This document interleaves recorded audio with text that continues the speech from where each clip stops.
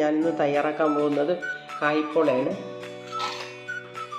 ഇതൊന്ന് ചെറുതായിട്ടൊന്ന് പൊടിച്ചാൽ ഞാൻ 2 മുട്ടയാണ് ഞാൻ എടുത്തിട്ടുള്ളത്. നമുക്കത് പൊട്ടിച്ചു. 2 സ്പൂണ് കോൺഫ്ലവറാണ് ഞാൻ ഇട്ട് കൊടുക്കുന്നത്. 1.5 ടേബിൾ സ്പൂൺ പഞ്ചസാര, ഒരു 3 ഏലക്കയും കൂടെ ഞാൻ ഇട്ട് കൊടുക്കുകയാണ്. ഞാനിപ്പോൾ ഒരു 3/4 കപ്പ് ഒഴിച്ചിട്ടുണ്ട്. ഇത് നന്നായിട്ട് അടിച്ചെടുത്തിട്ടുണ്ട്. ഇതിലേക്ക് 2 ടീസ്പൂൺ നെയ്യ് ഇട്ടു. ഇതിലേക്ക് നമുക്ക് ഇട്ട് വെച്ചിരിക്കുന്ന മുന്തിരി ഇട്ടു കൊടുക്കാം. പൊടിച്ച് വെച്ചിരിക്കുന്ന ബദാമും കശുവണ്ടിയും കൂടെ ഇട്ടു കൊടുക്കാം. നമ്മൾ അരിഞ്ഞ് വെച്ചിരിക്കുന്ന നേന്ത്രപ്പഴം കൂടെ ഇട്ടു.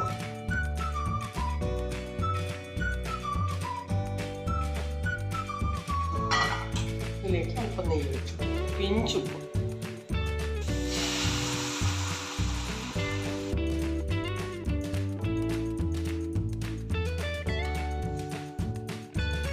കായ്പോള റെഡി ആയിട്ടുണ്ട്.